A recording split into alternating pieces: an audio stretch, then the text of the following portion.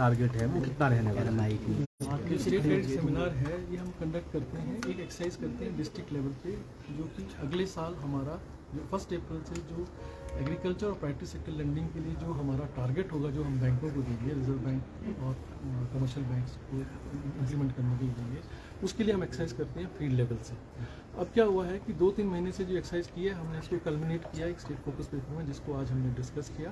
तो अगले साल के लिए हम कह रहे हैं कि जो हमारा पोटेंशियल है, जो फील्ड लेवल पे पोटेंशियल अवेलेबल है, उसके अगेंस्ट हमारा रफली 32,000 करोड़ का टारगेट होना चाहिए प्राइवेट सेक्टर लेंडिंग के लिए। तो ये टारगेट एक, क्योंकि कंसल्टेटिव प्रोसेस है, इसको हम डिस्कस कर रहे थे। इसमें डिस्ट्रिक्ट लेवल पे हम डिपार्टमेंट्स बैंकों के साथ डिस्कस करके आए हैं। अब ये हमने स्टेट लेवल पे इसको समन्वय किया और इसको लॉन्च किया। सर कितना एनहांसमेंट हम देखेंगे? पिछले के मुकाबले जो पिछला हमारा ये था, जो 29,000 करोड़ के करीब था, ये 9%, 9.5% के करीब ग्रोथ रेट है। सर, इसमें जो व्याख्यान आए हैं अभी तक, उसमें महिला सशक्तिकरण को लेकर फोकस करने की बात कही गई है।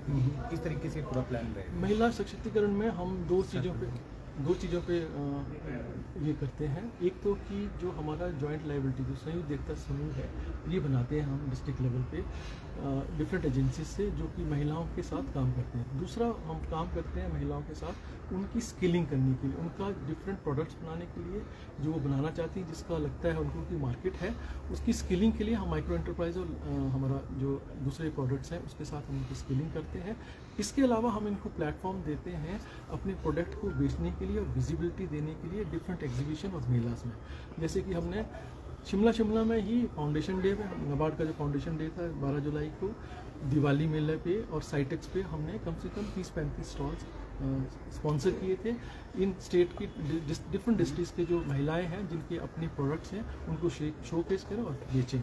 और 18 तारीख से हम शिवरात्रि मेले में भी 20-30 स्टॉल्स का स्पॉन्सरशिप कर रहे हैं। सर, एक विषय रहता है लोनिंग का सरलीकरण। क्या इस दिशा में किस तरह से प्रयास हो रहे हैं, चाहे सेल्फ हेल्प ग्रुप की बात करें या फिर बाकी भी जो नबार्ड के तहत स्कीम्स हैं? लोनिंग के तहत में नबार्ड और रिजर्व बैंक ऑफ इंडिया ने बहुत क्लियर गाइडलाइंस दी हैं कि जो भी हमारा लोन का प्रोसेस है उसको बहुत सिंपल कर दिया जाए। ठीक है, अभी आप जानते होंगे लोनिंग के सिलसिले में रिजर्व बैंक ऑफ इंडिया ने पिछले साल एक और सर्कुलर लाया था सब बैंकों के लिए कि भाई 1,60,000 के तहत अगर कोई लोन होगा उसका कोई कोलैटरल नहीं है। तो जितने भी हमारे जो किसान हैं या जितनी भी महिलाएं हैं, इनकी क्रेडिट रिक्वायरमेंट इससे ज़्यादा नहीं होती है। तो पहला जो होता था इशू कि भाई आपके पास सिक्योरिटी नहीं है तो बैंक लोन नहीं देंगे, बट अब बैंक बहुत बढ़ चढ़ के लोन देते हैं, क्योंकि जो स्कीम्स हैं और जो गवर्नमेंट की डायरेक्शन है वो बहुत फ्लेक्सिबल कर दी गई है। अब हो ये रहा है कि अब बैंक लोगों के पीछे या महिलाओं के पीछे जा रहे हैं कि आप हमारे से लोन लीजिए, ये सिस्टम आ गया है। सर, सीडी ग्रोथ पर फोकस कर रहा है। सीडी रेशियो में इसलिए फोकस कर रहे हैं कि अगर आप देखें जो हमने प्रेजेंटेशन किया, जितना अगर एग्रीकल्चर का अगर आप पिछले साल का 8,855 करोड़ का डिसबर्समेंट हुआ है, इसमें 82% डिसबर्समेंट जो है क्रॉप लोन है, मतलब खेती पैदा करने के लिए लोन दिया गया है, और 18% जो है वो टर्म लोन है। टर्म लोन क्या होता है कि टर्म लोन 1 साल से ज़्यादा 5 साल 7 साल के लिए होता है।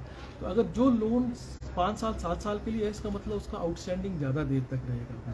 तो अगर बैंक इसके ऊपर फोकस करेंगे तो क्या होगा, आउटस्टैंडिंग बढ़ता जाएगा। जब आउटस्टैंडिंग बढ़ता है तो जो बैंकों का सीडी रेशियो वो बढ़ जाता है, क्योंकि सीडी रेशियो है क्रेडिट अपॉन डिपॉजिट। ठीक है, डिपॉजिट तो बढ़ ही रहा है बैंकों का, बट जो शॉर्ट टर्म में जो बैंक लेंड कर रहे हैं उनका क्या हो रहा है, 1 साल लेते हैं और 1 साल के बाद वापस कर देते हैं। तो जो आउटस्टैंडिंग है वो कम रहता है। तो इसलिए हम इस सेमिनार में फोकस कर रहे हैं कि आप टर्म लोन पे ज़्यादा फोकस करें, ताकि आपका आउटस्टैंडिंग ज़्यादा देर तक रहे और उससे आपका सीडी रेशियो बढ़े। अभी ये सिचुएशन है कि 8 डिस्ट्रिक्ट हैं 12 में से जिनका सीडी रेशियो 40 से कम है, जबकि हमारा जो सीडी रेशियो नेशनल लेवल में जो प्रिस्क्राइब है वो 60% है। तो जब कहते हैं कि अगर 40% से नीचे किसी भी डिस्ट्रिक्ट में सीडी रेशियो हो, तो उसमें हमारे को स्पेशल कमेटी बनानी है इस चीज़ को एड्रेस करने के लिए। तो हर एक स्टेट में सब कमेटी ऑफ बीसीसी बनी हुई है, जो कि लो सीडी रेशियो की इंटरवेंशंस क्या हो सकते हैं उसके लिए मंथन करती है। सर, ग्रामीण समृद्धि विकास को लेकर बात करें तो किन योजनाओं पर गौर फरमाया जा रहा है? ग्रामीण समृद्धि में तो अब जो कैनवास है बहुत बड़ा हो गया है। अभी अगर आप देखें मतलब प्रोडक्शन में ले लो तो हमारा इतना सब्सिडाइज लोन्स मिल रहे हैं 7% और अल्टीमेटली 3% पे मिल रहे हैं। फिर अगर आप उसकी प्रोडक्शन के बाद अगर प्रोसेसिंग में आए तो एग्रीगेशन में और मार्केटिंग में हम फार्मर प्रोड्यूसर ऑर्गेनाइजेशन, इवन जो हमारी सोसाइटीज़ हैं, प्राइमरी एग्रीकल्चर सोसाइटीज़ हैं, उनको मोटिवेट कर रहे हैं कि आप फील्ड लेवल पे अपने धरतल पे जाके जितना भी मार्केट सरप्लस है हमारे गाँव में, उसको आप मॉप अप करिए और उसको आप मार्केटिंग में लाइए। जितनी भी गवर्नमेंट ऑफ इंडिया की स्कीम्स हैं, आप पीएम संपदा ले लीजिए, आप मत्स्य योजना ले लीजिए, आप एफएमई जो पीएम एफएमई स्कीम है, ये सब इंटरेस्ट सबवेंशन या एग्रीकल्चर इंफ्रास्ट्रक्चर फंड है, 1 लाख करोड़ का फंड है, जिसमें हम 9% पे लोन देते हैं, जो बैंकों को प्रिस्क्राइब किया कि आप 9% पे लोन देंगे और उसमें 3% का सबवेंशन है, ठीक है, प्लस क्रेडिट गारंटी है। तो ये सब बेनिफिट जो है ये यही ड्राइव करते हैं कि आप टर्म लंडी पे जाओ, प्रोसेसिंग के ऊपर जाओ, ताकि हमें उससे ज़्यादा इनकम। ठीक है सर, अपना परिचय दीजिए। मैं हूँ डॉक्टर विवेक।